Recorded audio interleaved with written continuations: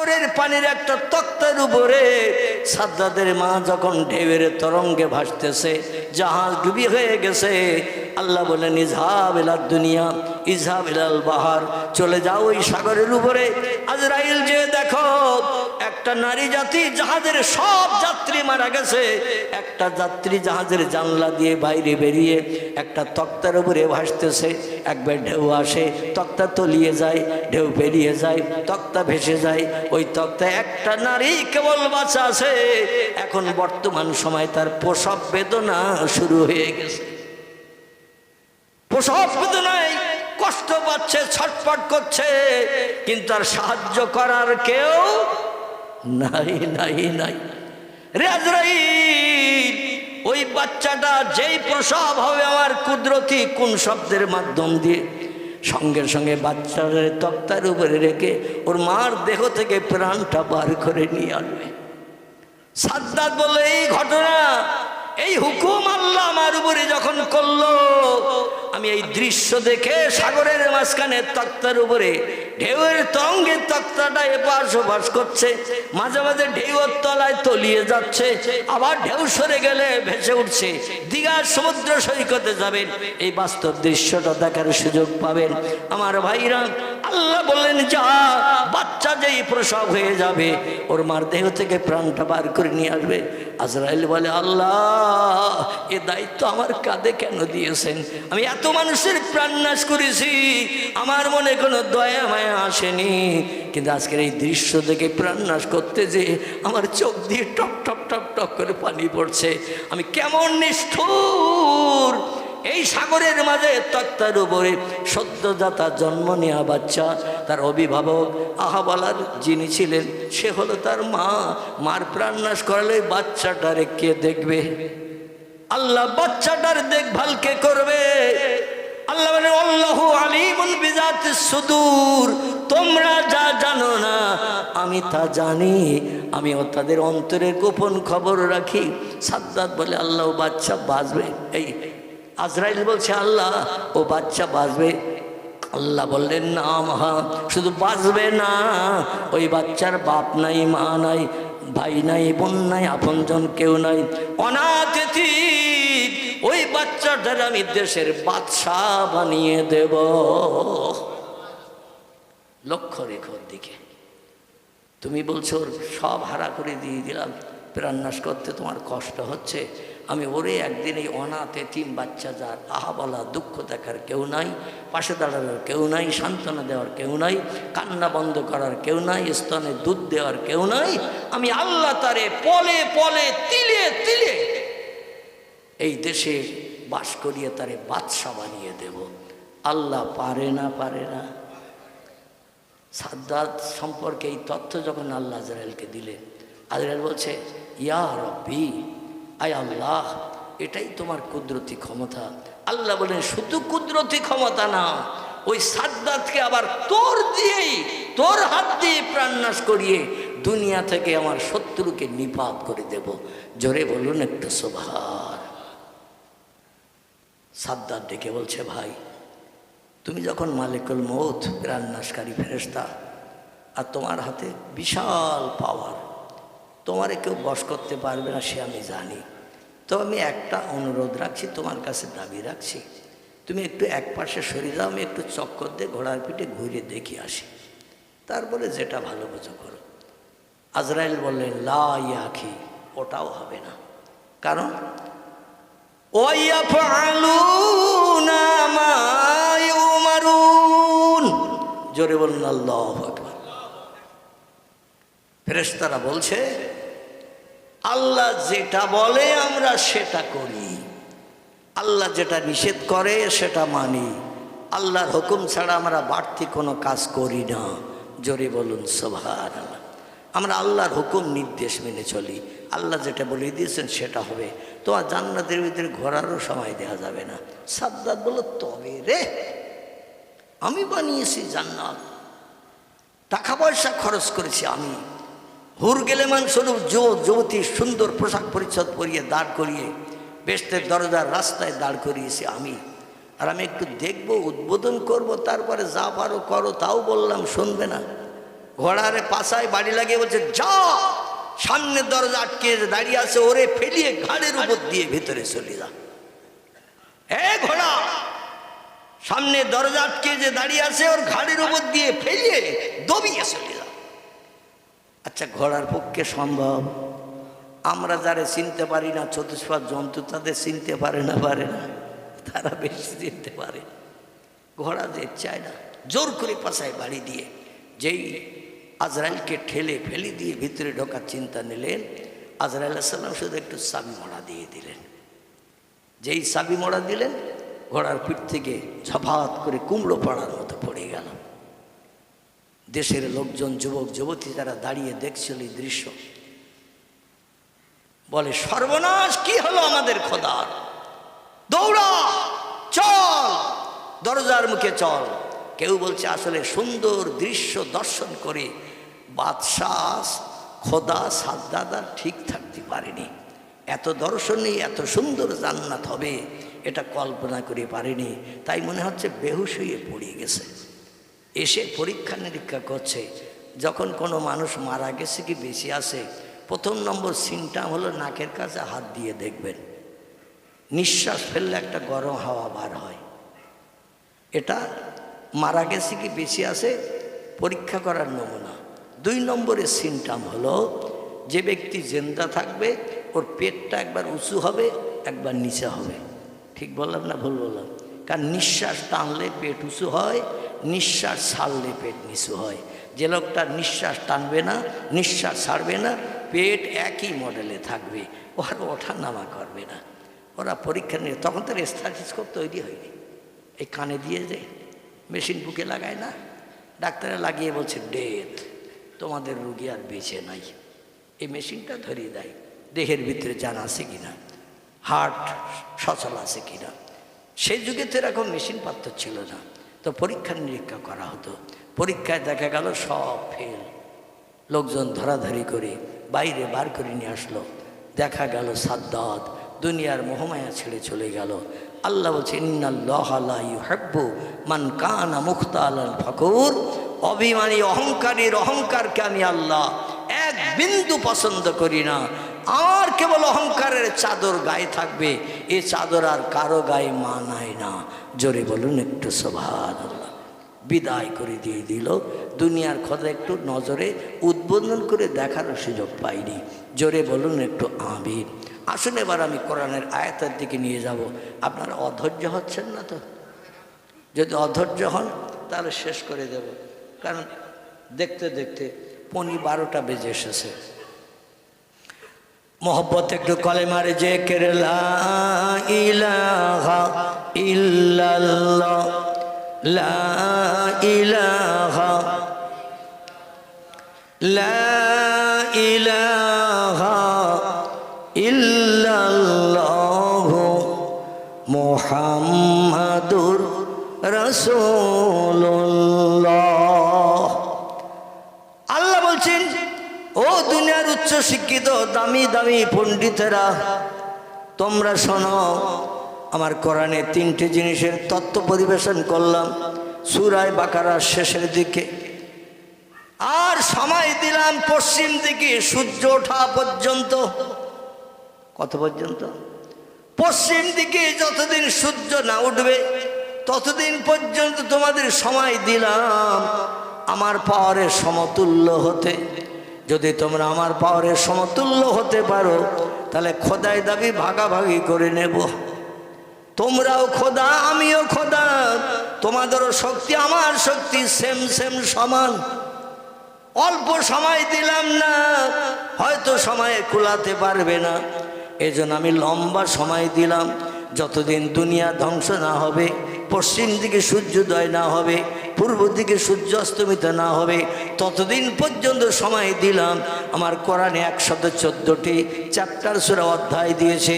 কোরআনে 6666টি সেন্টেন্স বা আয়াত দিয়েছে। 3,44,740টি হরফ বর্ণমালা অক্ষর দিয়ে কোরআনকে কোড অফ কমপ্লিট করেছে। এই 6,666টি সেন্টেন্স আয়াতের ভিতর থেকে একটা ছোট্ট আয়াত তোমাদের কাছে তুলে ধরলাম, আর সময় দিলাম কিয়ামত পর্যন্ত একটু চেষ্টা চালাও, আমার সমতুল্য কে কে হতে পারবে? আল্লাহ পাক কোরআনে তত্ত্ব পরিবেশন করে বলছেন, তুলিজুল লাইলা ফিন নাহারে ওয়া তুলিজুন নাহারা ফিল লাইল। জোরে বলুন আল্লাহু আকবার। আল্লাহ বলছেন, আমি রাতের বেলা দিন বানাই আর দিনের বেলা রাত করি। রাতের বেলা দিন বানাই, দিনের বেলা রাত করি। কে আসো দুনিয়ার হমরা চমরা, আমার মতো একটা দিন এই পরিবর্তন করিয়ে দেখাও, তাহলে বুঝবো তোমাদের ক্ষমতা আমার ক্ষমতা সেম সেম সমান।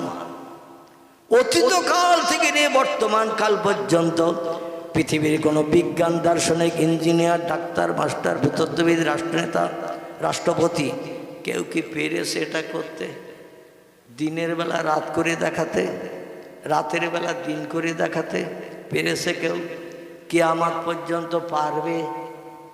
আল্লাহ যে সময় দিলেন কিয়ামত পর্যন্ত, ও পর্যন্ত চেষ্টা চালালো কি পারবে? এক কথা এই জন্য পারবে না, সূর্য মামার বাড়ির দেশের পাশে খালের ধারে নাই। বিজ্ঞানীদের কথা মোতাবেক সূর্য এই পৃথিবীর জমিন থেকে দূরে আছে 9,30,00,000 মাইল দূর। কত? 9,30,00,000 মাইল দূরে সূর্য আছে। তারপর আর একটা বাধা, পয়গম্বর বলছেন মেরাজের রজনীতে আমি যেদিন আসমান পরিবহন করে আমার আল্লাহর সঙ্গে দিদার করতে গিয়েছিলাম, সেদিন এক এক করে আসমান পরিবর্তন করতে করতে চতুর্থ আসমানে যেয়ে দেখি আল্লাহ চতুর্থ আকাশের গায়ে সূর্যকে সেট করে রেখে দিয়েছে। জোরে বলা যাবে না একটু? আর একটু জোরে বলা যাবে না? সূর্য কোথায় আছে? চতুর্থ আসমানের গায়ে। নবীর কথা মিথ্যা তো নাকি? নবী বলছেন, আমি কোনো ভুয়া তথ্য দিই না, যেটা দেখি সেটা বলি। জোরে বলুন সুবহানাল্লাহ। আমি বাস্তবে দেখেছি জীবনে 53 বছর বয়সে, তারপরে এই তথ্যটা পরিবেশন করেছি, যাতে কিয়ামত অবধি কোনো আন্ডা বাচ্চা আমার একটা তথ্য মিথ্যা ভুল প্রমাণ করতে না পারে। আমার ভাইরা, বিজ্ঞানীরা এক কথাই তো মেনে নিয়েছে, বহুদূর ফাঁকা, তাই নীল মতন দেখায়, আকাশ বলতে কিচ্ছু নাই। আল্লাহ বলে, পাগলের দল, কগেলাস খেয়েছিস তাই বল, একটু আকাশ পাড়ি দে, দেখ কিছু আছে কিনা।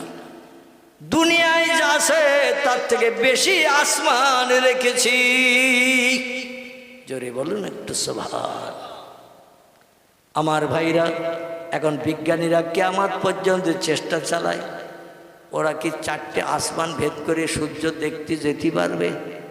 আচ্ছা, একটা আকাশও পাড়ি দিতে পারবে? পয়গম্বর বলছেন, আমি বোরাকের পিঠে চেপে জিবরিলকে সাথী করে নিয়ে যখন মহাশূন্য পাড়ি দিলাম, বাইতুল মুকাদ্দাসের চাতওয়াল থেকে, কোথা থেকে? প্যালেস্টাইনের জেরুজালেম। এখানে আছে পৃথিবীর 3 নম্বর একটা পুরানো বড় মসজিদ, যে মসজিদটির নাম হলো বাইতুল মুকাদ্দাস। কোরআনের 15 বার আল্লাহ মসজিদটির নামকরণ করেছেন মসজিদুল আকসা। কি নাম? মসজিদুল আকসা।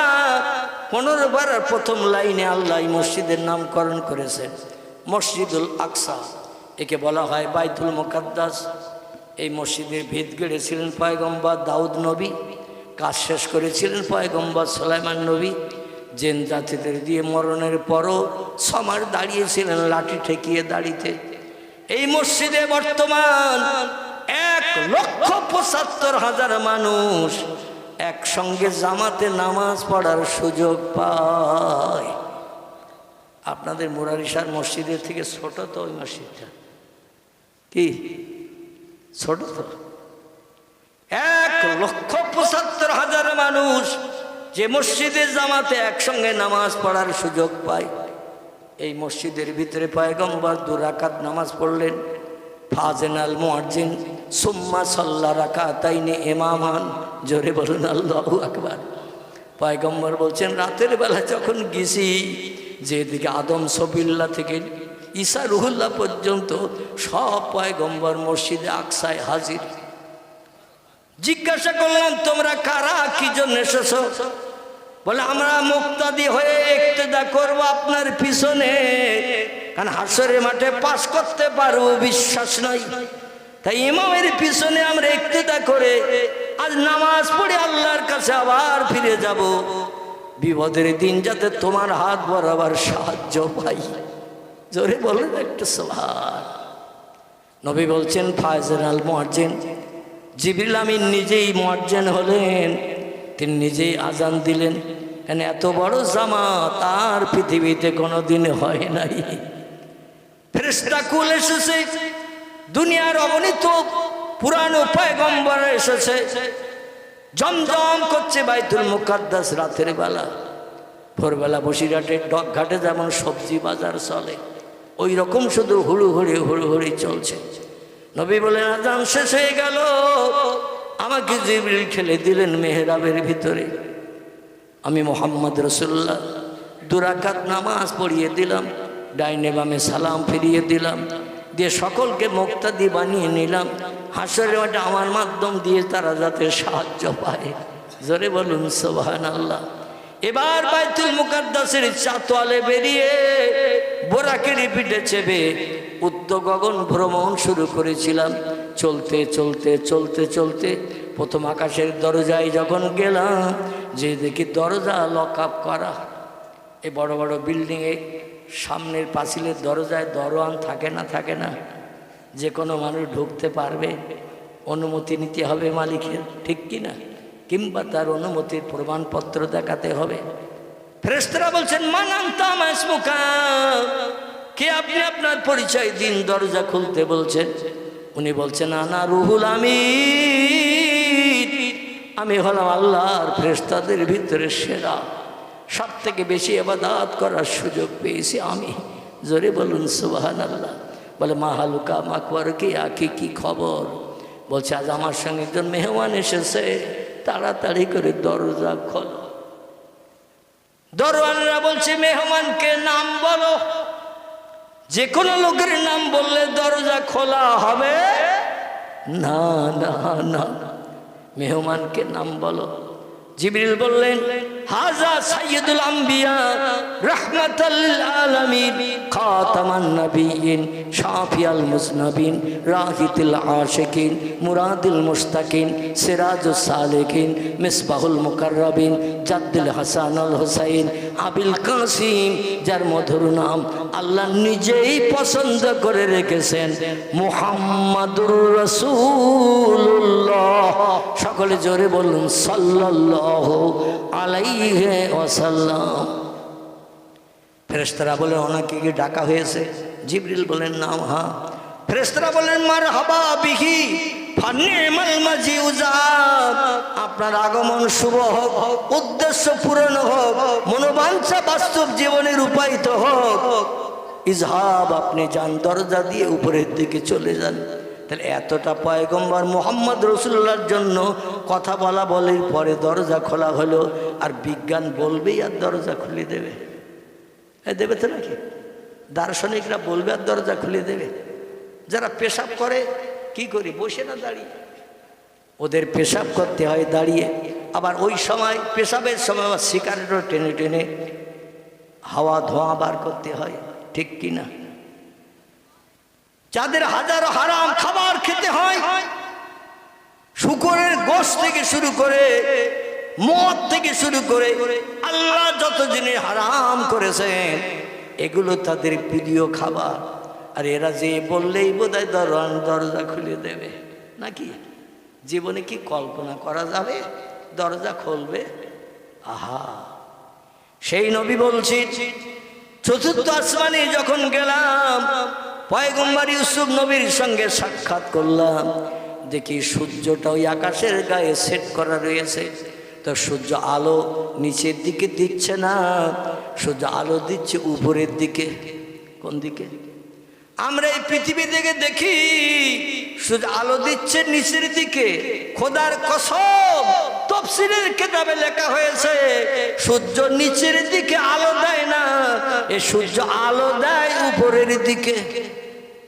উপরের 5 নম্বরের আকাশ, ওই আকাশের গায়ে সূর্য লাইট দেয়, আর স্বচ্ছ কাঁচের মতো আকাশ, ওই আকাশের গায়ে লাইট লেগে ওই লাইটের বিকিরণ আবার পৃথিবীতে 4টে আকাশ পুড়ে দুনিয়ায় আসে। কটা আকাশ পুড়িয়ে? আচ্ছা, আকাশ তো এইরকম এই কাপড়ের মতো তো নাকি? এই মাথার উপর এই কাপড় দেখছেন তো নাকি? আকাশ এইরকম পুরু তো নাকি? না থেকে আরো হালকা? তাফসীরে কুতুবের ভিতরে লিপিবদ্ধ করা হয়েছে এই পৃথিবীর জমিন থেকে নীল আকাশ যতটা ফাঁকা, এক একটা আকাশ ততটা পুরু।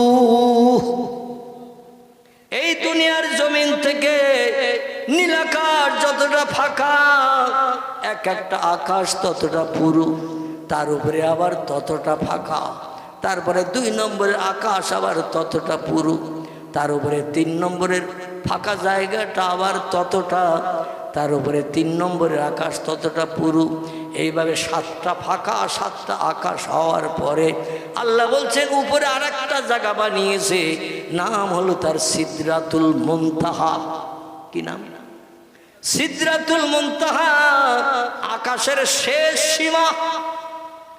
তার উপরে আর আকাশের কোনো নাম নিশানা নাই, তার উপরে আছে শুধু ফাঁকার ফাঁকা। বহু বহু বহু বহু দূর যাওয়ার পরে তারপরে একটা জায়গা, জায়গাটার নাম হলো আরশ কুরসি, আরশ মুআল্লা। সেখানে কে থাকে? কথা বলেন। খিদে লেগে গেছে আপনাদের, তাবারুকের পরিবেশন হবে ইনশাল্লাহ। দেখতে দেখতে 2 ঘন্টার কাছাকাছি হতে যায়, 2-10 মিনিট বাকি। আমার ভাইরা, মিলাদকে আমার হবে না, ওইভাবে দোয়া করে দেব। হবে, আল্লাহু আকবার। মানে যাতে আরও সবাই লেট হয় নাকি? একবার হয়ে গেছে আমার বক্তৃতার আগে, আর করার কোনো প্রয়োজন ছিল না। মোস্তাহাসান জিনিস, মোস্তাহাব, করলে সওয়াব, না করলে পাপ নাই, গোনা নাই। তো যাই হোক, আপনারা যখন চাচ্ছেন হবে ইনশাল্লাহ। এখন আমি যেটা বলতে চাচ্ছি সেটা শুনুন। আল্লাহ পাক রব্বুল আলামিন 4র্থ আসমানে সূর্যকে সেট করে রেখে 12টা মুখ সূর্যের তৈরি করেছে। কটা? সূর্যের মুখ আছে 12টা, ইসনা আশারা, 12টা মুখ তৈরি করা আছে। এই 12টা মুখের 11টা মধুর চাকের মতো লেবেল করা রয়েছে। চাকের ভিতরে মধু যখন ভরে যায়, মৌমাছিরা একটা লেবেল করে দেয় না, চালের বস্তার মতো লেবেল করে দেয় যাতে মধু বেরিয়ে না যায়। ওই রকম একটা লেবেল করা আছে 11টা মুখের। একটা মুখ শুধু খোলা, তাও সে মুখ দিয়ে লাইট বার হচ্ছে উপরের দিকে। উপরের দিকে লাইট বেরিয়ে 5ম আকাশে লেগে স্বচ্ছ কাচের মতো আকাশ, সেই আকাশে লেগে 4টে আকাশ ভেদ করে পৃথিবীর জমিনে লাইট আসে। বৈশাখ জ্যৈষ্ঠ মাসে কোমর সমান পুকুরের পানিতে যদি নামেন, পানি এসির মতো ঠান্ডা তো নাকি? হ্যাঁ, বৈশাখ জ্যৈষ্ঠ মাসে পুকুরের তলার পানি পর্যন্ত গরম হয়ে যায়। সূর্য অত দূর থেকে লাইট দিচ্ছে, তাই তাহলে সূর্যের কাছাকাছি গেলে খুব শান্তি পাওয়া যাবে তো নাকি? বিজ্ঞানীরা বলছে কত দূর সূর্য আছে দেখতে যদি যাই তো শ্মশানের চিতায় যাওয়ার আগেই কমপ্লিট হয়ে যাব ভাই। কারণ শুধু আগুন আর আগুন, গরম আর গরম। ওর ধারে পাশে যাওয়ার আগে সলতে পড়া হতে হবে। এই জন্য কোনো বাবার বেটার ক্ষমতা হবে না সূর্যের ধারে পাশে যাওয়ার। চিল্লাই বলুন সুবহানাল্লাহ। আরে সূর্যকে যত সময় বশ করতে না পারবেন, সূর্যকে যত সময় ধরে রাখতে না পারবেন, তত সময় আপনার হুকুম ওরে মানাতে পারবেন? ওরে বলবেন যে দিনের বেলা রাত হ, দিনের বেলা রাত হলে সূর্য আড়াল করতে হবে কিনা? সূর্য যদি মাথার উপরে থাকে রাত হবে? এই কথা বলে রাত হবে না। আবার রাতের বেলা যদি সূর্যরে বলেন ওঠ, এই অমাবস্যার অন্ধকার রাত এখানে দিনের আলো দেখা, তাহলে ওরে আবার হুকুম করিয়ে রাতের বেলা উদয় করতে হবে না? হবে না? কিয়ামত পর্যন্ত বিজ্ঞানীদের সময় দিলে ওরা পারবে? আল্লাহ বলছে তাই তিনটে তথ্য দিলাম, বেশি দিলাম না, যাতে চিন্তা করতে করতে পাগল হয়ে মরে না যাস। একটা তত্ত্ব হলো রাতের বেলা দিন, দিনের বেলা রাত করে একটু দেখা, তাহলে বুঝবো আমার মতো শক্তি পাওয়ার ক্ষমতা তোদেরও আছে। 2 নম্বর হলো, ও দুনিয়ার মানুষ তোমরা শোনো, অতুখরিজুল হাইয়া মিনাল মাইয়াতে অতুখরিজুল মাইয়াতা মিনাল হাইয়ে। ও পৃথিবীর মানুষ, আমি এমন একজন পাওয়ারফুল স্রষ্টা গো, আমি মরারে জিন্দা করি, আবার জিন্দারে মারি। শুধু একটু কোন শব্দ ব্যবহার করলে কাজ কমপ্লিট হয়ে যায়, যেটা তোদের ঠাকুর দাদার বাপও পর্যন্ত পারে নাই, ভবিষ্যৎ নাতি নাতকুড়ো পর্যন্ত পারবে না।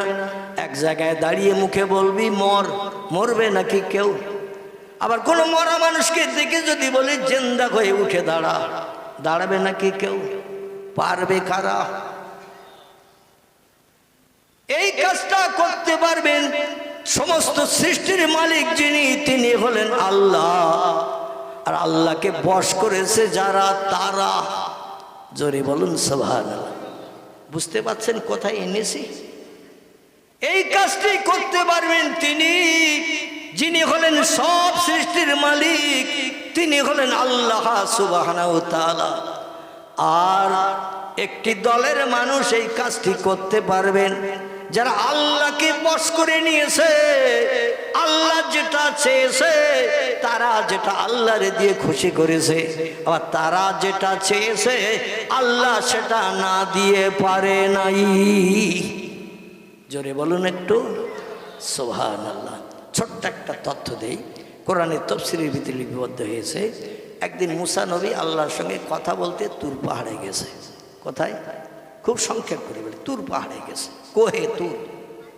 তুর পাহাড়ে যাওয়ার পরে আল্লাহর সঙ্গে কথাবার্তা হচ্ছে। আল্লাহ বললেন, মুসা তুমি যদি প্রভু হও আর আমি যদি মুসা হই, এ মুসা তুমি যদি আল্লাহ হও আর আমি যদি তোমার জায়গায় মুসা হই, কিংবা তুমি মুসা আমি আল্লাহ, তুমি আমার কাছে মনে সব মিটাতে কি দাবি করবে বলো তো দেখি। মুসা বললে, আল্লাহ আমি ও প্রশ্নটায় যাব না, বরং আপনি যদি মুসা হন আর আমি যদি আল্লাহ হই, আপনি আমার কাছে কি চাইবেন তাই বলেন। আমার কত কিছু চাওয়ার আছে, কত কিছু আশা আকাঙ্ক্ষা আছে, বলতে বলতে হয়তো রাত পহিয়ে যাবে। কারণ জীবনে সব শান্তি, জীবনে আলাপ আলোচনা করে চাইতে কি শেষ হবে? চাইলে পাবে, তাহলে চাইতে কি শেষ হবে? কত রকম মনে আসবে চাওয়া, চাইলেই পাওয়া যাবে। মুসা বললেন, আমার কথাটা এখন বলবো না, তবে আপনি যদি মুসা হন আর আমি যদি আল্লাহ হই, আপনি মুসা হয়ে আমি আল্লাহ, আমার কাছে কি চাইবেন বলুন তো দেখি। আল্লাহ ডেকে বলছেন, মুসা তুমি যদি আল্লাহ হও আর আমি যদি মুসা হই, তোমার কাছে একটা দাবি করব আমি, বেশি না। সেই দাবিটি হলো, আমি চাইব তোমার কাছে সুস্বাস্থ্য কামনা করতে। সুস্বাস্থ্য চাইব, রোগ বেমারি চাইব না, অস্বস্তি চাইব না, অশান্তি চাইব না, সুস্থ জীবন নিয়ে আমি বেঁচে থাকতে চাইব। কারণ সুস্থ জীবন যাদের, পৃথিবীতে কোনো অভাব তাদের নাই।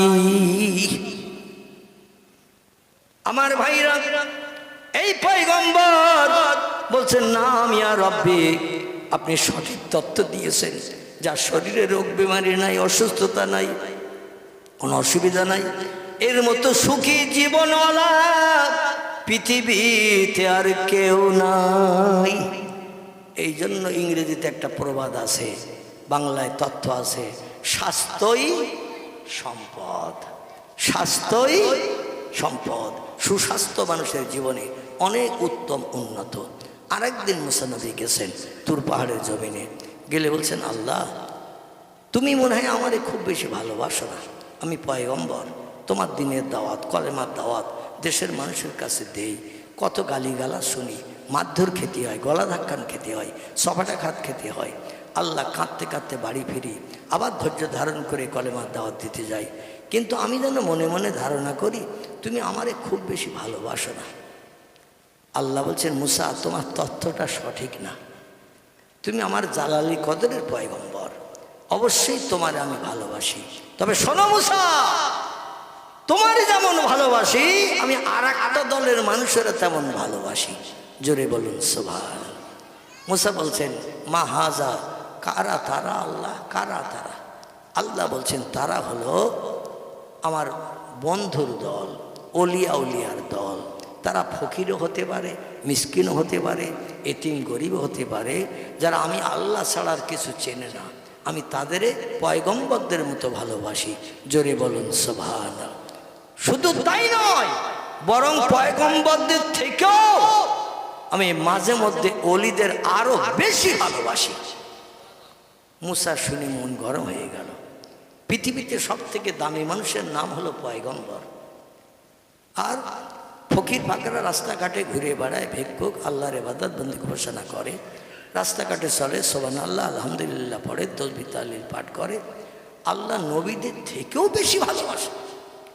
মুসা বলছেন, আল্লাহ এ তত্ত্ব দিলে আমার মগজে আমি মিলাতে পারবো না, একটু বাস্তব প্রমাণ আমার দেখাতে হবে, তাহলে মগজ সাফ হয়ে যাবে ইনশাল্লাহ। আল্লাহ বলেন, মুসা তাহলে তুমি দেখবে না শুনবে? মুসা বললেন, গল্প শুনে যতটা খুশি হওয়া না যায়, চোখে দেখলে তার থেকে বেশি আনন্দ উপভোগ করা যায়। আল্লাহ বলেন, মুসা ইযহাবিল আল বাইত, তুর পাহাড় থেকে তোমার ঘরে ফিরে যাও, ঘরে ফিরে যে একটা কাজ করে এসো, তাহলে আমি বাস্তব প্রমাণ তোমার চোখে আঙুল দিয়ে দেখিয়ে দেব, আমি অলিয়া উলিয়াদের পয়গম্বরদের থেকেও মাঝে মাঝে ভালোবাসি বেশি। জোরে বলুন সুবহান। আল্লাহ কোরআনে বলছেন, আলা ইন্না আউলিয়া আল্লাহি লা খাউফুন আলাইহিম ওয়ালা হুম ইয়াহজানুন। ও পৃথিবীর মানুষ, হুঁশিয়ার হয়ে যাও, সাবধান হয়ে যাও, আমার বন্ধুদের নামে কোনো বাজে মন্তব্য করবে না। বন্ধু হলো তারা অলি আউলিয়া যারা। জোরে বলুন সুবহানাল্লাহ। আল্লাহ ওদের সম্পর্কে কোনো বাজে মন্তব্য করবে না, ওদের সম্পর্কে কোনো বাজে কথা বলবে না, কারণ আমি আল্লাহ, তারা আমার বন্ধু, আমি তাদের বন্ধু। লা খাউফুন আলাইহিম, বিপদে মুসিবতে তাদের কোনো ভয় নাই, ওয়ালা হুম ইয়াহজানুন, রাতের বেলা ঘুম কামাই করে কোনো সমস্যার সমাধানের জন্য চিন্তা করার দরকার নাই। আমি আল্লাহ তাদের মুখে সব সময় হাসি ফুটাই, কারণ আমি যেটা চাই তারা সেটা আমারে দেয়। এই জন্য তারা যেটা চায় আমি আল্লাহ না দিয়ে পারি না। মুসা বলছেন, বাস্তবে দেখান, নবীর থেকে অলিদের দাম বেশি, মর্যাদা বেশি, একটু বাস্তবে দেখান। আল্লাহ বলেন, তাহলে বাড়ি যা। মুসা বলছেন, আল্লাহ বাড়ি যাচ্ছি তো কি করব?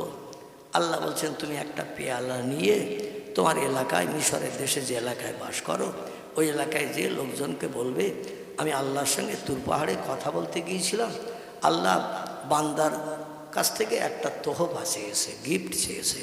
এই এলাকার মানুষ আল্লাহরে খুশি করার জন্য, আল্লাহর জান্নাত হালাল বানানোর জন্য এই গিফটটা কি, তোহফাটা কি একটু দেয়া যাবে?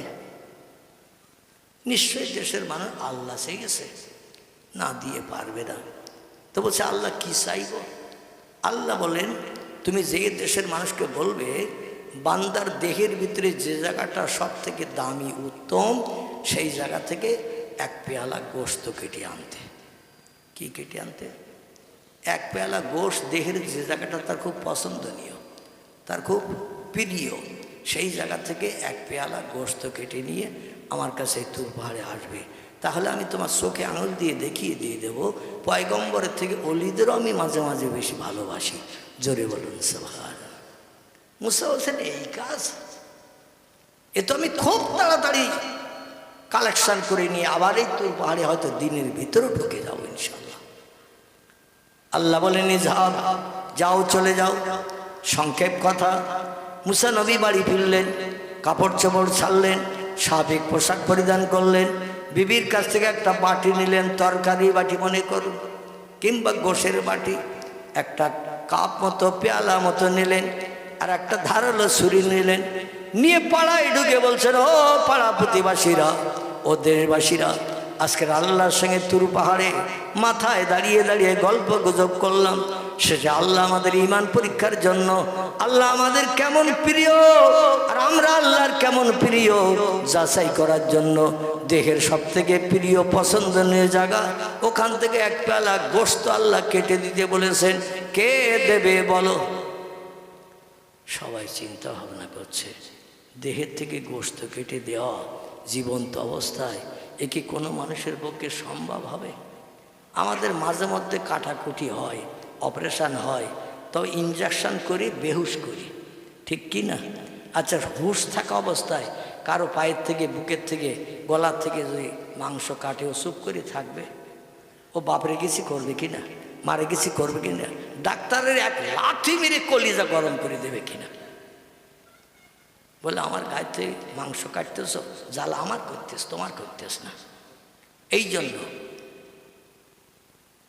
জন্য দেশের মানুষ কেউ গোশত দিতে চাইল না। আল্লাহ বলেন, গোশ না নিয়ে জানো তুর পাহাড়ে আসবে না, গোশ নিয়ে আসতে হবে। মুসা বলে, আল্লাহর সঙ্গে দিদার না করলে, দেখা না করলে, কথা না বললে আমার কলিজা ভেজে না, এ কি জ্বালাই পড়লাম, গোশ কেউ দেয় না, তুর পাহাড়ে যেতেও পারি না। একদিন, দুদিন, 3 দিন রাস্তায় ঘুরতে ঘুরতে সময় পেরিয়ে গেল। মুসা নবী হতাশ হয়ে গেলেন, মনে করছিলাম সহজ ব্যাপার, কিন্তু এখন দেখছি দুরূহ কঠিন, কেউ তো গোশ দিতে চায় না। মুসা নবী মুখ কালো করে দুশ্চিন্তাগ্রস্ত হয়ে জঙ্গলি রাস্তা দিয়ে যাচ্ছেন। হঠাৎ করে একটা ফকির রাস্তার ধারে বসে লোটা কম্বলটা কাছে রেখে, ভিক্ষার থলি টলি কাছে, লোটা কম্বল কাছে রেখে আল্লাহর নামের জপ জিকির করছেন, তসবিহ পাঠ করছেন, সুবহানাল্লাহ বলছেন, আলহামদুলিল্লাহ বলছেন, লা ইলাহা ইল্লাল্লাহ জপ জিকির করছেন। মুসা বলে, এই ফকিরের ধরিয়ে মেরে যে কোনো প্রকারে এক পেয়ালা কেটে নিয়ে যাব, যাতে আল্লাহর সঙ্গে দেখা করার সুযোগ হয়। এছাড়া এলাকার বুদ্ধিবাদী, যুক্তিবাদী, শাস্ত্রবাদ মানুষ, তারা তো কেউ দিল না। এখন ঘটনা হলো, ওই মুসা নবীর দেশে একজন বিধবা বুড়ি মেয়ে ছেলে বাস করতেন পাহাড়ি এলাকায়। বুড়ি এবং তার স্বামী দুইজন বসবাস করছে। দেখতে দেখতে বয়স 80 বছর হয়ে গেছে। কত বছর? 80 বছর বয়স হয়ে গেছে। স্বামী স্ত্রীর মিলনে একটাও বাচ্চা হয়নি। জীবন যৌবনের ক্ষুধা নিবৃত্তি হলো নারী পুরুষের, কিন্তু যার মাধ্যম দিয়ে সন্তান হয় একটাও বাচ্চা হয়নি। আচ্ছা, যাদের বাচ্চা নাই, অপরের বাচ্চা কোলে দেখলে ওদের মনটা আনন্দ হয়? অপরের বাচ্চা যদি তাদের কোলে দেখে আর যাদের বাচ্চা নাই, ওদের মনে আনন্দ হয়? ওদের মনটা তুষের আগুনে জ্বলে। আমার একটা ওই রকম বাচ্চা যদি আল্লাহ দিত, কোলে করে নিয়ে চুমা খেতাম, লজেস গালে দিতাম, কত আদর যত্ন করতাম। যাদের বাচ্চা নাই তারা জানে এই সন্তান হারা নারীদের বুকের ব্যথার যন্ত্রণা কত। এখন বুড়ি আর তার স্বামী দুইজন বলল, দেখতে দেখতে 80 কোটা পেরিয়ে গেছে আমাদের বয়স, বাচ্চা তো হলো না, ভবিষ্যতে আমরা মারা যাব, আমাদের এই ঘর বাড়ি জায়গা জমির মালিক কে হবে? তো বলে, আমরা তো ডাক্তার কবিরাজ দেখালাম, ওষুধপত্র খেলাম, হাকিম বৈদ্য দেখালাম, এখন আল্লাহ সন্তান দেয়নি, তাই হয়নি, কি করা যাবে? বলে, এক কাজ করলে হয় না? স্ত্রী স্বামীকে বলছে। বলে, এক কাজ করলে হয় না? বলে, কি? বলে, আমাদের এই বাড়ির সামনে দিয়ে অহরহ মুসা তুর পাহাড়ে যায়, অহরহ তুর পাহাড়ে যায়, আবার আল্লাহর সঙ্গে কথাবার্তা বলে সমস্যা সমাধান করে মুসা আমাদের এই বাড়ির সামনে দিয়ে আবার ঘরে ফিরে যায়। মুসার একদিন ধরলি হয় না, কেন? বাস্তব তথ্য পাবো। মুসা সরাসরি টেলিফোন করবে আল্লাহর কাছে, আর আল্লাহ উত্তর দেবে, আর সঙ্গে সঙ্গে উত্তর পাবো ভবিষ্যতে মরণের আগে আমাদের বাচ্চা হবে কিনা। বলে সাদ্দাক্তা ইয়া জাওজাতি, সত্যি তোর মগজে মাল আছে, তোর মগজে মাল আছে। এই চিন্তা তো আমাদের কারো মনে এতদিন পর্যন্ত আসেনি। কখন আসে মুসা লক্ষ্য রাখবে। এখন মুসা নবী নিজের সমস্যা সমাধানের জন্য ওদের বাড়ির সামনে দিয়ে যাচ্ছে, আর সঙ্গে সঙ্গে বাড়িওয়ালি দৌড়িয়ে ভিতরে যেয়ে বলছেন, ওগো সেই যে মুসার কথা বলছিলে, মুসা ওই যাচ্ছে আমাদের বাড়ির সামনে দিয়ে। লোকটা দৌড়িয়ে এসে বলছেন, কুম কুম ইয়া ইউহান নবী, ও পয়গম্বর একটু দাঁড়িয়ে যাও, মনের তুষের আগুনের জ্বালার কথা দুটো বলি। মুসা নবী বলছেন, মাহালুকে মাখবারুকে ইয়া শাইখানি, ও বুড়িমা কি জন্য দাঁড়াতে বললেন? আমি তো বড় ব্যস্ত। তুর পাহাড় কাছাকাছি না, আমরা বাস করি মিশরের দেশে। তুর পাহাড়টা আছে মাদানের দেশে। কোন দেশে? তুর পাহাড় আছে মাদানের দেশে, আমরা বাস করি মিশরের দেশে। এক দেশ থেকে পাড়ি দিয়ে আর এক দেশে যেতে হবে, সেই দেশে যাওয়ার পাহাড়ের মাথায় ঠেলে উঠতে হবে, তারপরে আমার প্রয়োজন মিটিয়ে আল্লাহর সঙ্গে কথা বলে আবার বাড়ি প্রত্যাবর্তন করতে হবে, ফিরতে হবে। তাড়াতাড়ি বলো বুড়িমা কি ঘটনা ঘটেছে? বুড়ি বলছে, বাবা সংসার যাপন চলছে 50-55 বছর ধরে। বিয়ের আগে আমাদের 20-25 বছর কাল পেরিয়ে গেছে। বর্তমানে 80 কোটার উপরে স্বামী স্ত্রী আমাদের দুইজনের বয়স। জীবন যৌবনের খোদা নিবৃত্তি করলাম, স্বামী স্ত্রীতে মিলন করলাম, সব বাড়িতে দুটো একটা বাচ্চা দেখতে পাওয়া যায়, কিন্তু আমাদের বাড়ি খালি। এখনো পর্যন্ত আল্লাহ কোনো সন্তান আমাদের দেয়নি।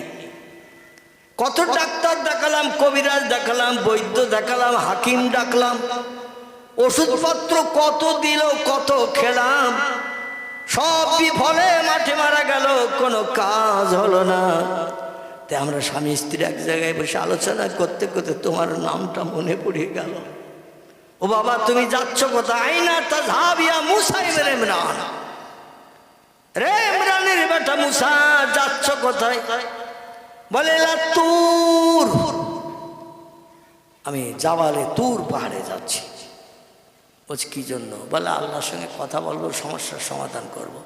দেশের মানুষ বিভিন্ন প্রশ্ন করেছে, উত্তর আমার মগজে আসতেছে না, তা আল্লাহর কাছ থেকে উত্তর নিয়ে এসে ওদের দেব। জোরে বলুন সুবহানাল্লাহ।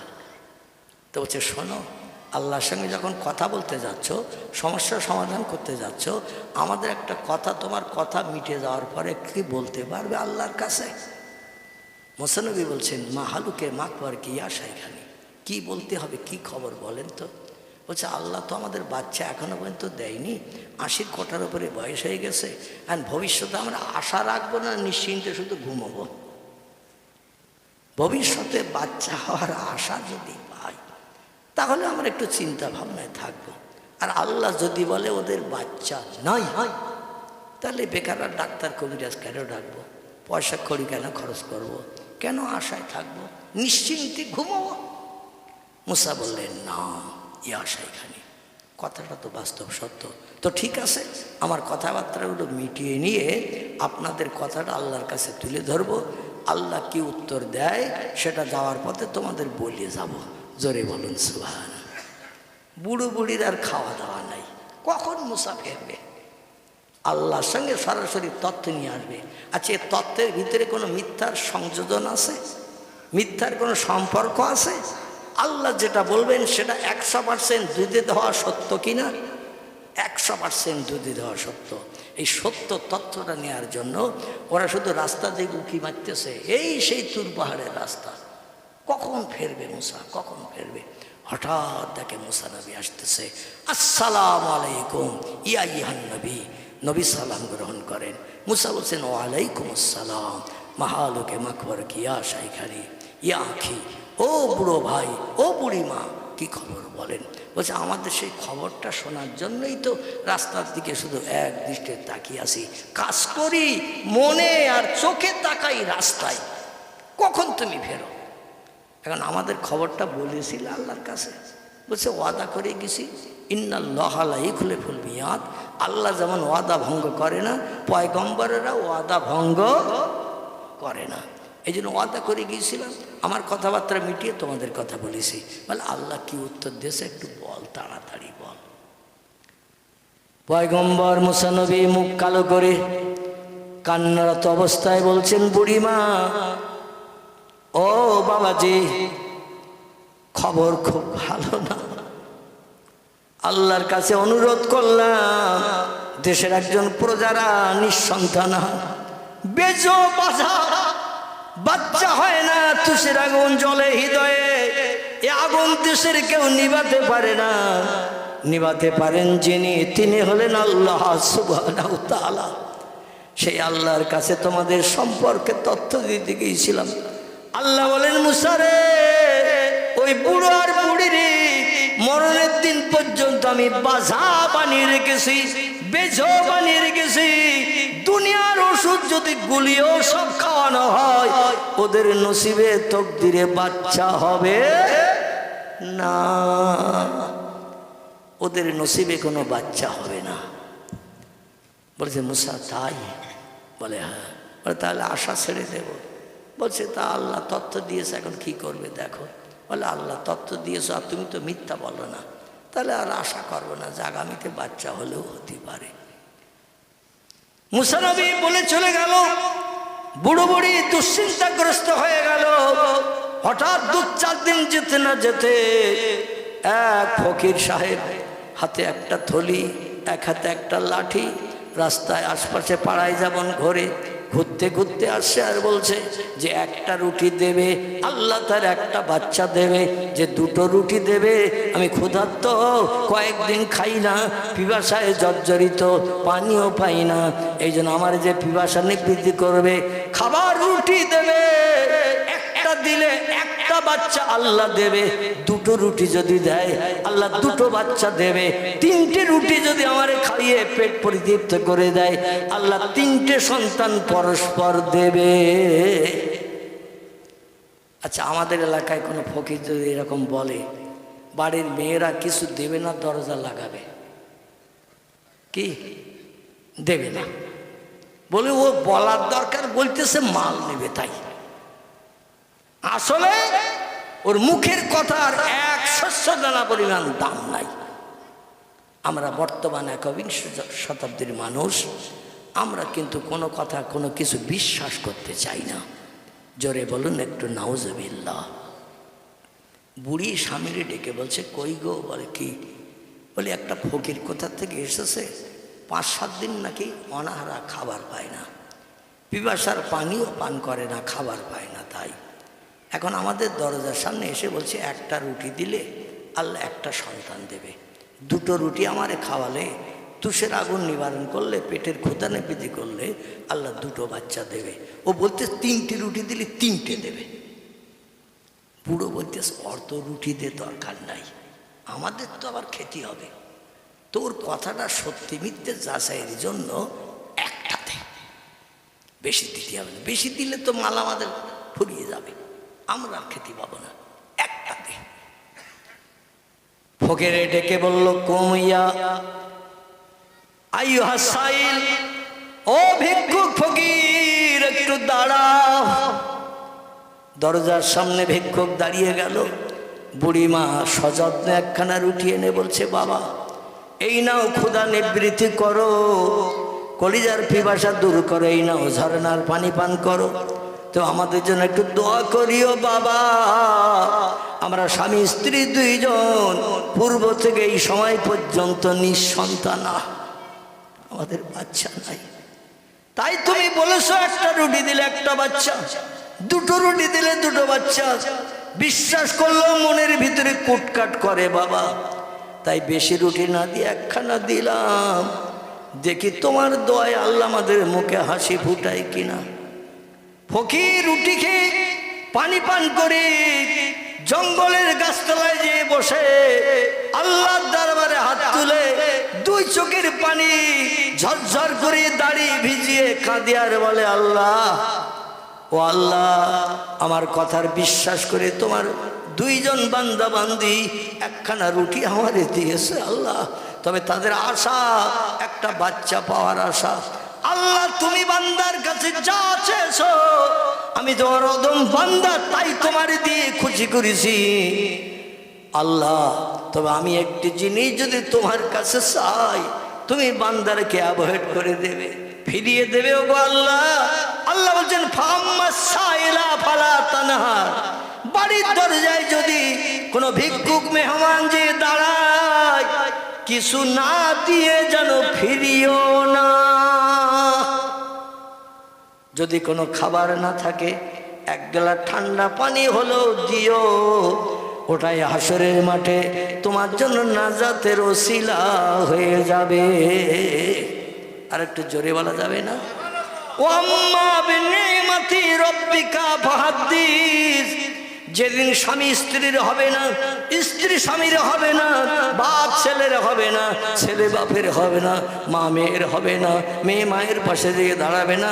আল্লাহর কোরআন বলছে, ভিক্ষুক সাইলকে যদি, এতিমকে, ক্ষুধার্তকে যদি খাবার খাইয়ে মুখে হাসি ফুটাতে পারো, এক গ্লাস ঠান্ডা পানি পান করিয়ে পিপাসা নিবৃত্তি করাতে পারো, হাসরের মাঠ 50,000 বছর লম্বা দিন, সূর্যের রৌদ্রে পৃথিবীর মাটি যেদিন টকবক টকবক করে ফুটিতে থাকবে, সেদিন আল্লাহর জান্নাতি নেয়ামত তোমার জন্য বরাদ্দ করা হবে।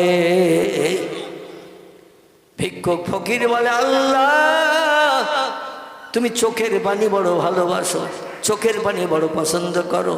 আমি ক্ষুধার তাড়না যন্ত্রণা সহ্য করতে না পেরে আমি ওই বাড়ির দরজার সামনে বলেছিলাম, একটা রুটি দিলে একটা বাচ্চা পাবে, দুটো রুটি দিলে দুটো বাচ্চা পাবে। আর ওদের যে বাচ্চা নাই তাও আমি জানি না। আল্লাহ, আমার কথার উপরে বিশ্বাস করে, তোমার উপরে ভরসা করে একখানা রুটি আমারে খাইয়েছে, পিপাসার পানি পান করিয়েছে। আল্লাহ, তুমি তো কোরআনে জানিয়েছো, ফালিয়াদহাকু কালিলাও ওয়ালিয়াবকু কাসীরা। চিল্লায়ে বলুন আল্লাহু আকবার। আর একটু জোরে বলুন আল্লাহু আকবার। আল্লাহ বলছেন, পৃথিবীতে দুটো কাজ একটু কম বেশি করে করো। কটা? দুটো কাজ একটু কম বেশি করে করো। একটি কাজ হলো ফালিয়াদহাকু কালিলা, হাসি তামাশা একটু কম কম কম কম করে করো। আর 2 নম্বরের কাজটি হলো ওয়ালিয়াবকু কাসীরা, চোখের পানি আমার কাছে একটু বেশি বেশি করে ফেলিও, কারণ কান্না আমি আল্লাহ বড় পছন্দ করি। পয়গম্বর হাদিস শরীফে জানিয়েছেন, দুনিয়া হলো কান্নার জায়গা, হাসির জায়গা হলো আল্লাহর জান্নাত। জোরে বলুন একটু সুবহানাল্লাহ। হাসির জায়গা কোথায়? জান্নাত, যেখানে দুঃখ নাই, ব্যথা নাই, অভাব নাই, রোগ নাই, শোক নাই, জ্বালা নাই, যন্ত্রণা নাই, কোনো অস্বস্তি অসুবিধা নাই। জান্নাত হলো চির সুখের আবাসস্থল। দুনিয়ায় একটু কাঁদো, জান্নাতে হাসতে পারবে কোটি কোটি বছর ধরে। জোরে বলুন একটু সুবহান। তা পৃথিবীতে কাঁদতে হবে। আমাদের চোখে পানি আছে তো এখন? আছে। মা মরে গেলে কাঁদি, বাপ মরে গেলে কাঁদি, বউ মারা গেলে স্বামী কাঁদে, স্বামী মারা গেলে স্ত্রী কাঁদে, বাপ মা মারা গেলে বাচ্চারা কাঁদে। আমার ভাইরা 2-1 ঘন্টার জন্য কান্না, তারপরে দেখবেন যারাই কাঁদছিল 2 ঘন্টা আগে, তারাই আবার আনন্দের গল্পের হাসির ফোয়ারা ছুটিয়েছে। মরা বাড়ি যেয়ে একটু পরীক্ষা করে দেখবেন, 5টা মেয়ে যদি এক জায়গায় বসে, লাশ কবরে যাওয়া পর্যন্ত একটু ফোপাবে, আর যেই লাশ কবরে দিয়ে আসবে সঙ্গে সঙ্গে এইবার আকাশ ছোঁয়া গল্প। মনে হবে না যে ওদের বাড়ি ঘন্টা 2 আগে মানুষ মারা গিয়েছিল, বারান্দায় ছিল। দুনিয়ার শুধু হাসি আর হাসি, গল্প আর গল্প চলবে। নবী বলছেন, হাসলে আল্লাহ পাক আয়ুষ্কাল কম করে দেয়। বেশি বেশি হাসলে আমার আল্লাহ স্মরণ শক্তি কম করে দেয়। এই জন্য তোমার হাসি তামাশা কম করবে, যাতে আল্লাহ পাক তোমাদের উপরে রাজি হয়ে যায়। ভিক্ষুক কাঁদে আর বলে, আল্লাহ ওদের একটা সন্তান তুমি দিও। আল্লাহ বলছেন, কেঁদে কেঁদে আমার কাছে দোয়া করিস, আর আমি কি করে তোর দোয়া ফেলি? আমি যেটা চাই তোরা সেটা আমারে দিস, আর তোরা যেটা চাইবি আমি দেব না, তাহলে তো বন্ধুত্ব থাকবে না, বন্ধুত্ব থাকবে না। 1 বছর যেতে না যেতে ওই বুড়ির আল্লাহ একটা বাচ্চা দিয়েছে। জোরে বলা যাবে না একটু? নারায়ে তাকবীর। স্বামী স্ত্রীর বলছে কি হলো? স্ত্রী স্বামীকে বলছে তাই তো, পয়গম্বর মুসা নবী বলল বাচ্চা হবে না, আর ফকিরের 1 কান রুটি দিয়ে 1 বছরের ভিতরে একটা বাচ্চা। আগে যদি জানতাম আমরা 3 সাল না খেয়ে 3 তিরিকে 9টা রুটি ওরে দিয়ে দিতাম, কিন্তু সে ফকিরের তো আর পাওয়া যাবে না। আবার আসবে কি না কবে, যদি আসে সেদিন চিন্তা ভাবনা আলাদা নেব। এখন হঠাৎ বাচ্চা হওয়ার পরে মুসা নবী ওদের বাড়ির সামনে দিয়ে চলে যাচ্ছে তুর পাহাড়ে। কোথায়? প্রয়োজন মেটাতে যায়, সমস্যার সমাধান করতে যায়, প্রশ্নের উত্তর নিতে যায়, যেগুলো মুসার মগজে কোলায় না সেগুলো। আর মুসা নবী যেই যাচ্ছে, বাড়িওয়ালা এবং বুড়িমা দুইজনে বলছে কুম ইয়া মুসা ইবনে ইমরান, এ মিশরের অধিবাসী ইমরানের বেটা মুসা, দাঁড়াও। মুসা বলছে ভাব তো ভালো না, মেজাজ গরমের কথা, আবার দাঁড়াতে বলছে, যেতে নিষেধ করছে, কি হয়েছে কি জানি। মুসা নবী নত জানু হয়ে পয়গম্বর তো মনটা নরম, তাই মুসার মনটা ছিল একটু গরম। তার কারণ হলো মুসা নবী বাল্যকালে আগুনের পেয়ালা থেকে আগুন নিয়ে গালের ভিতরে ঢুকিয়ে দিয়েছিল, জিভ পুড়িয়ে গিয়েছিল। জিভ পড়ার কারণে কথা বলতে গেলে বেঁধে যেত। আর তোতলা যারা হয় ওদের দেখবেন তাড়াতাড়ি খপ করে রাগ বেড়ে যায়, তোতলা লোক খপ করে রেগে যায়। মুসা নবী একটু তোতলা মানুষ ছিলেন, রাগান্বিত মেজাজ ছিল, খপ করে রেগে যেত। এক কিব্বতী ফেরাউনের দলের লোকেরে 1 ঘুষি মেরেছে, পিছনে চিৎপটাং হয়ে পড়ে গেছে। মুসা বলছে এ ভাই তোমার উপকারের জন্য ঘুষি মারলাম, তো লোকটা তার নড়ে চড়ে না, দেখো তো কি হয়েছে। লোকটা পরীক্ষা নিরীক্ষা করে বলছে হুজুর পটল তুলেছে। কি করেছে? পটল তুলেছে। মুসা নবী বলছেন আল্লাহ, হাসরের মাঠে উম্মতের চিন্তা ভাবনা নিয়ে একটু দাবি করব, চিন্তা ভাবনা করেছিলাম, কিন্তু যে অঘটন আমি ঘটিয়ে ফেলেছি, 1 কিব্বতী দিয়ে আমি 1 ঘুষি মেরে মার্ডার করে দিয়েছি, তাই তোমার সামনে আমি হাসরের মাঠে যাব না। কারণ আমি যদি আমার উম্মতের উপকারের জন্য কথা বলতে যাই আর ক্যাট করে আমার হাত ধরে যদি বলো এই মানুষ মার্ডার করেছিলি কেন বল, সর্বনাশ হয়ে যাবে, বিপদে পড়ে যাব। এই জন্য সব নবী যাই যাক, আমি যাব না। জোরে বলুন সুবহান। মুসা বলছেন মা হালুকে মাকওয়ারকে ইয়া শাইখানি, ও বুড়িমা, ইয়া ইহা শাইখ, ও বৃদ্ধ বাবাজি, কি ঘটনা ঘটেছে? তাই দাঁড়াতে বললেন। বলে তুমি আল্লাহর পয়গম্বর না? বলে নাম হ্যাঁ।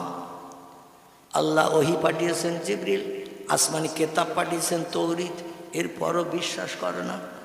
বলে আমরা তো বিশ্বাস করি তুমি পয়গম্বর, আসমানি কেতাবওয়ালা, কিন্তু তোমার কথাবার্তা তো ভালো না। বলতে কিরাম ভালো না? তুমি যে মিথ্যা কথা বলো, আজকের বাস্তবতার প্রমাণ পেলাম। মুসা বলে হায় রে, আমি মিথ্যা কথা বলি? বলছে হ্যাঁ। বলে কিরাম মিথ্যা বললাম? বলে একটু ঘরের দিকে এসো। কি করো? ঘরের দিকে এসো। মুসা বলে আবার ঘরে নিয়ে পিটানি দেবে নাকি? ঘরে ডেকে নিয়ে বাচ্চা দেখাচ্ছে। আর তুমি বলেছিলে না আমাদের নসলে বাচ্চা নেই, আল্লাহ বাচ্চা দেবে না, এই দেখো তুমি বলি চলে গেলে, আর এই দেখো আল্লাহ আমাদের বাচ্চা দেশে। মুসা বলে আল্লাহর কথা তো মিথ্যা হয় না, আল্লাহর কথা মিথ্যা হয় না। তাহলে আল্লাহ বললেন একরকম আর কাজ করলেন আর একরকম, এ কি জ্বালাই পড়লাম। বলছে একটু অপেক্ষা করো, আমি তুর পাহাড় থেকে ঘুরিয়ে আসি, দেখি আল্লাহ কি সমাধান দেয়। মুসা তুর পাহাড়ে যেই প্রথম বলছে বুড়িমার বাচ্চা দিলে কেন, অন্য কোনো কথা না। প্রথমেই যে রাগান্বিত মেজাজ, আল্লাহ বললেন বাচ্চা হবে না, আবার সেই আল্লাহ বাচ্চা দেশে, তে রাগ কি রাখার জায়গা আছে? তুর পাহাড়ে যেই বলছে আল্লাহ তুমি আমারে বলে দিলে ওদের বাচ্চা হবে না, আমি তাই খবর ওদের দিলাম, আর ওরা আমারে মিথ্যাবাদী বানাচ্ছে, কারণ ঘরে ডেকে নিয়ে বাচ্চা আমারে দেখিয়েছে। আল্লাহ কি ধরনের কাজ কারবার তোমার? আল্লাহ বলছে মুসা ব্যাপারটা তুমি তো বুঝবে না, আসলে এর ভিতরে কিছু গুঁড়ো রহস্য আছে। মুসা নবী বলে গুঁড়ো রহস্য টহস্য বুঝবো না, কেন বাচ্চা দিলে বলো? আল্লাহ বলছেন তুমি দেখবে না শুনবে? মুসা বলছে গল্প শোনার থেকে চোখে দেখা ভালো। আল্লাহ বলছেন তাহলে যাও, বাড়ি যাও, এক পেয়ালা গোশত আনো। পূর্বে বলছিলাম না, এক পেয়ালা গোশত আনো। আর পাড়ার দেশের লোক কেউ গোশত দিল না। 3-4 দিন ঘোরাঘুরির পরে ওই জঙ্গলি রাস্তা দিয়ে যাচ্ছে দুশ্চিন্তাগ্রস্ত হয়ে, হঠাৎ সেই ফকির বসে বসে তসবিহ পড়ছে, সুবহানাল্লাহ, আলহামদুলিল্লাহ, লা ইলাহা ইল্লাল্লাহ জিকির করছে। মুসা বলছে এই একটা ফকির জঙ্গলের পাশে পেয়েছি, আশেপাশে লোকজন নাই, গায়েও শক্তি আমার কম নাই, কোনো জায়গায় তো গোশত পেলাম না, তোর পাহাড়ে যেতেও পাচ্ছি না, যদি জোর করে ধরি কেটে নিতে হয়, ছুরি তো আমার কাছে আছে, ও চিল্লা চিল্লি যা করে করুক, এক পেলা গোশত আজকের এর থেকে না নিয়ে আমি যাব না। কারণ কেউ যদি দৌড় ধরে বলবো আল্লাহ চেয়েছে তাই আমি কেটেছি, আল্লাহ না চাইলে কাটতাম না, দৌড় যদি হয় আল্লাহর দোষ। এইরকম একটা চিন্তা ভাবনা নিয়ে মুসা নবী সালাম করলেন, আসসালামু আলাইকুম। ওয়ালাইকুম সালাম। মানান তামাইসমুকা, কে তুমি, তোমার পরিচয় কি বাবা? উনি বলছেন আনা মুসা কালিমুল্লাহ, আমি হলাম আল্লাহর পয়গম্বর মুসা। বলছে আইনা তাজহাব ইয়া আখি, তুমি এই জঙ্গলি রাস্তা দিয়ে পাহাড়ের ধার দিয়ে কোথায় যাচ্ছ? বলছে ভাই এক চরম বিপদের মাঝখানে পড়েছি, তাই বাধ্য হয়ে এই জঙ্গলি রাস্তা দিয়ে পাহাড়ের কিনারে দিয়ে যাচ্ছি। বলে কি হয়েছে বাবা? বলছে আল্লাহ এক পেয়ালা গোশত চেয়েছে, আর 3-4 দিন ধরে সারা পাড়ায় দেশে ঘুরে বেড়াচ্ছি, কেউ এক টুকরোও দিল না, আর গোশত না নিয়েও আমার তুর পাহাড়ে যাওয়া হবে না, খুব দুশ্চিন্তার মাঝখানে আছি। ফকির বলছে ওলা তাহজান ওলা তাখাফ ইয়া মুসা ইবনে ইমরান, কোনো ভয় নেই, কোনো চিন্তা নেই, ইনশাআল্লাহ তোমার দাবি পূরণ করব, তুর পাহাড়ে যাওয়ার লাইন ক্লিয়ার করে দেব। জোরে বলা যাবে না? আর একটু জোরে বলা যাবে না? নারায়ে তাকবীর। মুসা বলছেন আল্লাহ, এ ফকির বলে বোধহয় সম্ভব হয়েছে, এর বোধহয় ব্রেন মাথাটা একটু খারাপ আছে, অন্যথায় এত তাড়াতাড়ি রাজি হয়? কত লোকের পয়সা দিয়ে তাই রাজি হয় না, আর এমনি এমনি দিতে চাইছে। বলছে ভাই টাকা নেবে নাকি? বলে কিচ্ছু লাগবে না, আল্লাহ সে এসে গোশত দেবো, এতে আবার পয়সা নেবে কেন? আল্লাহ তো অখুশি হবে। বলে তাহলে একটু এক পেয়ালা গোশত দাও ভাই। লোকটা বলছে মুসা আমি আর কি দেব? আল্লাহ কোন কোন জায়গার গোশত চেয়েছে তুমি নিজে হাতে কেটে নাও। জোরে বলুন, আর একটু জোরে বলুন, নারায়ে তাকবীর।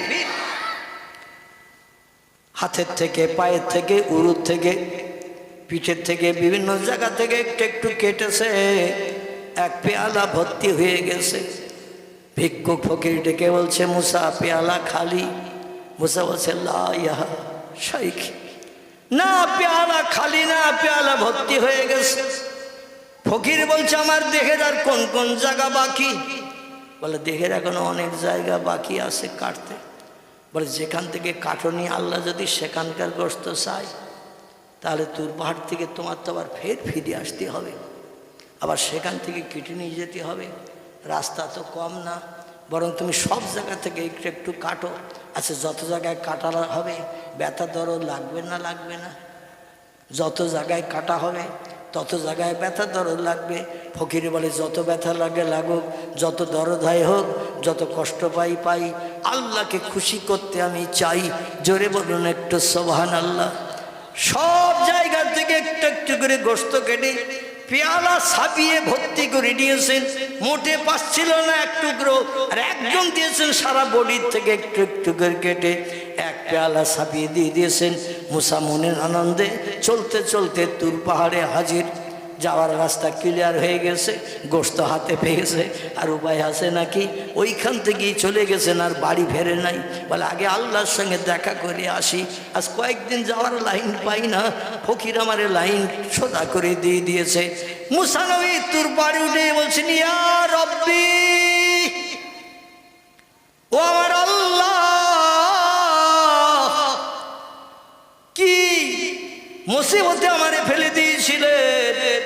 জঙ্গলে পাহাড়ের কিনারায় ফকির যদি না পেতাম, তোমার সঙ্গে টেলিফোনে আর সারা জীবনে কথা হয়তো বলার সুযোগ হতো না।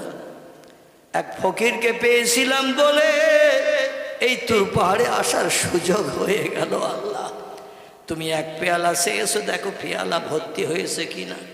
যদি বলেন পেয়ালা ভর্তি হয়নি, আবার দৌড়িয়ে যাব, আবার খানিক কেটে আনবো। ও কিচ্ছু মনে করে না, কিচ্ছু মনে করে না। ফকির নিজ হাতে করে কেটে কেটে এনেছি। আল্লাহ একটু আনন্দের হাসি হেসে বলে, মুসা, আমার মহব্বতের তুমি না ওই ফকির।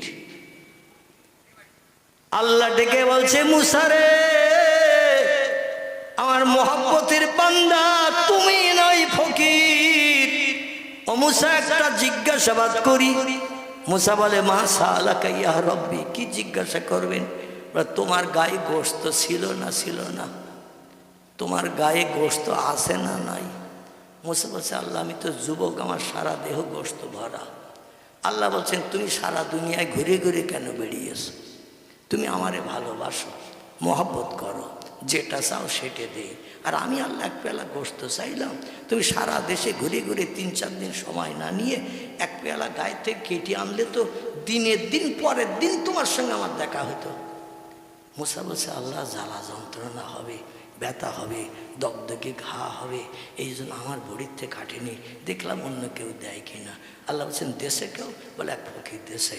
আল্লাহ বলছেন, তাই তোমার দাবি কবুল হয়নি, ফকিরের দাবি কবুল হয়েছে। জোরে বলুন সুবহান। দাঁড়িয়ে যান সকালে, একটু দাঁড়িয়ে যান।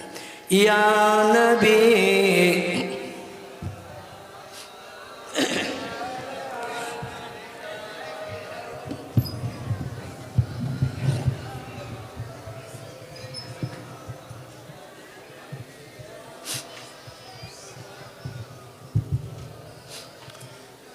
নবীজির আব্বা আব্দুল্লাহ, রাসূলুল্লাহর আম্মা আমিনা, হাবিবের দুধমা হালিমা, দয়ার নবীর রওজা মদিনা।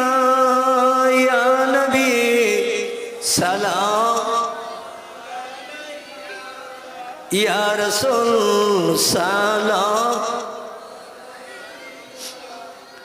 ইয়া হাবিব সালাম, সালাওয়াতুল্লাহ।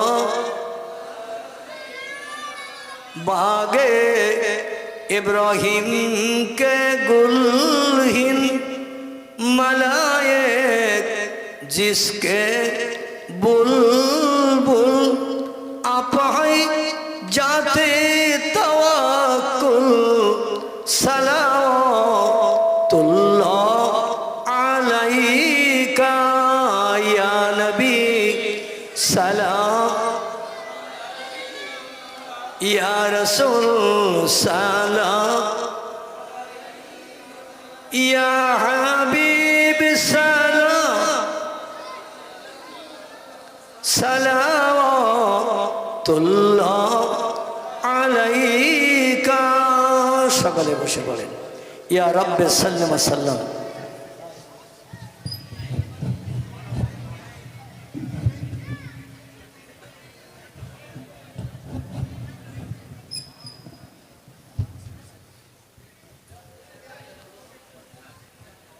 আলহামদুলিল্লাহ,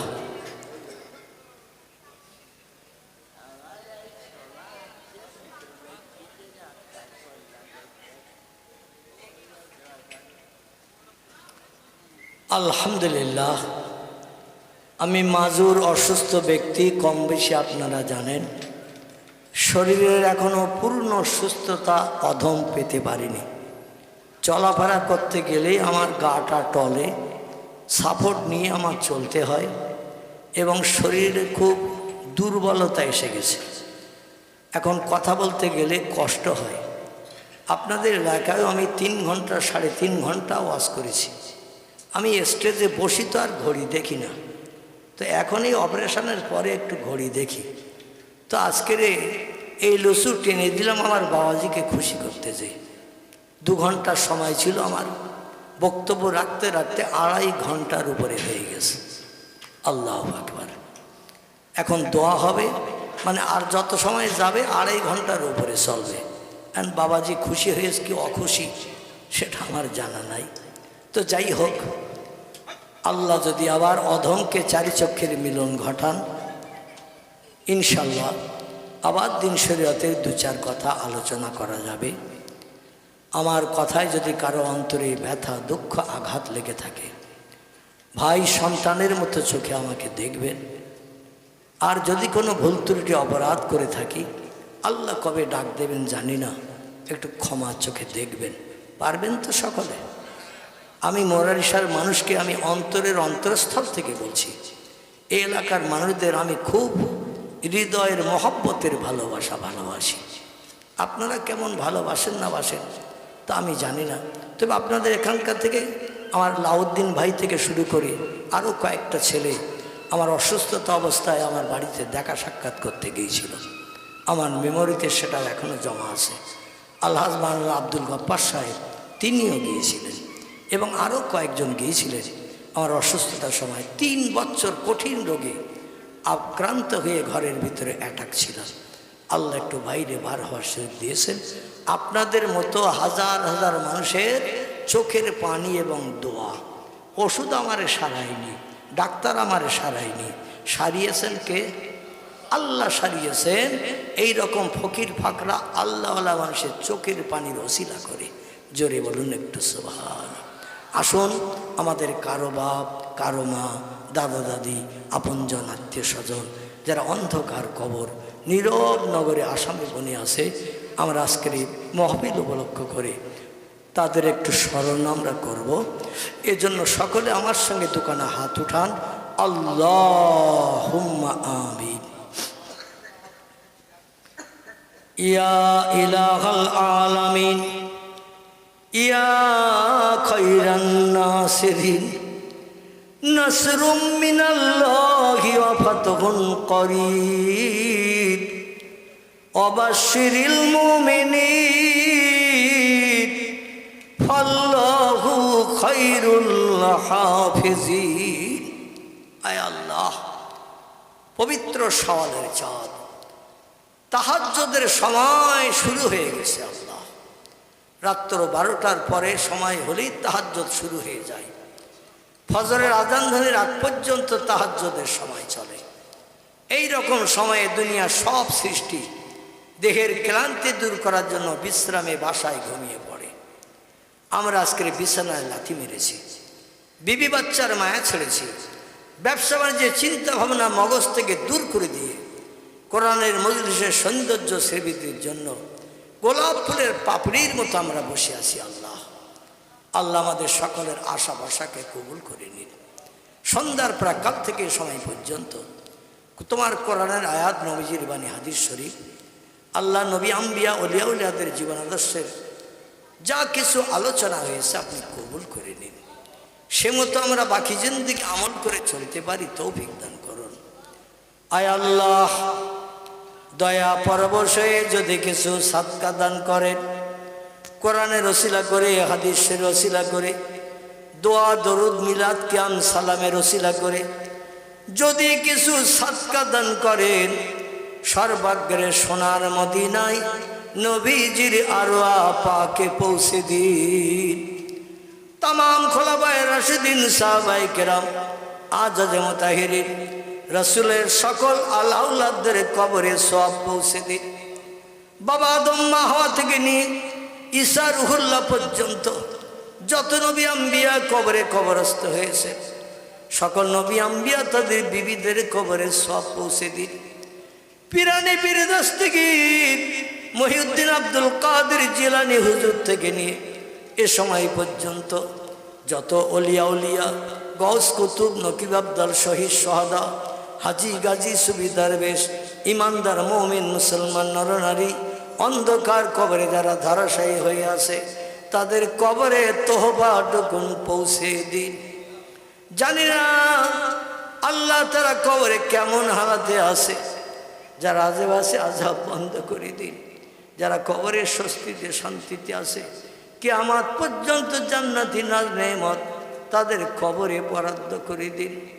বিশেষ করে আমার বাড়িওয়ালা বাবাজি যে উদ্দেশ্য নিয়ে এই বেহেশতের বাগানের ইন্তজাম করেছেন, তার রক্তের সঙ্গে সম্পর্ক নিয়ে বাপ মা, দাদা দাদি, নানা নানি, খালা খালু, ফুবু ফুবি, পিতার কোল, মাতার কোল, শ্বশুর কোল, শাশুড়ি কোল, সন্তানাদি, আপনজন, রক্তের সঙ্গে সম্পর্ক নিয়ে অন্ধকার কবর, যে কবরের দরজা নাই জানালা নাই। আল কবরুন জুলমাতুন আদিকুহু, তোমার নবী বলেন কবর হলো অন্ধকার বধির কারাগার। সেই কারাগারে যারা আবদ্ধ হয়ে আছে, আমাদের সেই চোখ নাই, দেখতে পাই না, সেই কান নাই, কবরস্থ ব্যক্তিদের কথা শুনতে পাই না। আল্লাহ তুমি আলমুল গায়ব, তুমি সামিউল বাসীর, সব দেখতে পাও, সব শুনতে পাও। আল্লাহ যারা কবরে বিপদে মুসিবতে আছে, তোমার সাত্তুল উইব নামের ওসিলা করে তাদের সারা জীবনের অপরাধগুলো ক্ষমা করে দিয়ে কবরগুলোকে বেহেশতের বাগান বানিয়ে দাও। জান্নাতি নাজনেমাত কবরে চালু করে দাও। কওসারের পানি কবরে বরাদ্দ করে দিয়ে কিয়ামত পর্যন্ত পিপাসা তুমি দূর করে দাও। আমরা যারা দোকানে করে হাত তুলেছি, আমাদের রক্তের বাঁধনে বাঁধন নিয়ে বাপ মা, দাদা দাদি, নানা নানি, খালা খালু, ফুবু ফুবি, আপনজন, আত্মীয় স্বজন, যে যেখানে কবরে চলে গেছে, আমাদের ভবিষ্যতের উন্নতির চিন্তা ভাবনা করতেছে। কত নামাজ তারা কাজা করে ফেলেছে, শরীয়তের কত খেলাফ কাজ হয়তো করে বসেছে। উপার্জিত সময় সম্পত্তি, অর্থ সম্পদ সব আমাদের জন্য ফেলে রেখে খালি হাতে তারা কবরে চলে গেছে। তাদের জায়গা জমি, অর্থ সম্পদ ভোগ দখল করছি আল্লাহ, আর কবরের ভিতরে তারা অস্বস্তিতে থাকবে। আমরা সন্তানের ওটা পছন্দ করি না। সন্তান হিসেবে আমাদের হাত দুখানা কবুল করুন। আপনার হাবিব বলেন, সন্তানেরা বাপ মায়ের জন্য দোয়া করলে আল্লাহ সে দোয়া বিদ্যুতের মতো কবুল করেন। আবার পিতামাতা সন্তানের জন্য দোয়া করলে আল্লাহ সে দোয়াটাও বিদ্যুতের মতো কবুল করেন। আল্লাহ ভাইয়ের দোয়া কবুল করে নিন। আমাদের আপনজনদের কবরগুলোকে কিয়ামত পর্যন্ত জান্নাতের বাগান বানিয়ে দিন। রব্বুল আলামিন এই গ্রাম থেকে আসমানে বালা আসমানে উঠিয়ে নিন, জমিনের বালা জমিনের তলায় দাফন করে দিন। সকলের সংসার জীবনকে সুগময় করুন। আয় রোজগারে, ব্যবসায়, কারবারে, চাষে বেশি বেশি করে বরকত দান করুন। হাঁড়িতে দানায় দানায় বরকত দিন। আমাদের ভিতরে যারা কঠিন রোগে বেমারিতে অসুস্থতার মাঝখানে আছে, আল্লাহ পয়গম্বর আইয়ুব নবীর মতো বিনা ঔষধে শেফায়ে কুল্লিয়া দান করে দিন।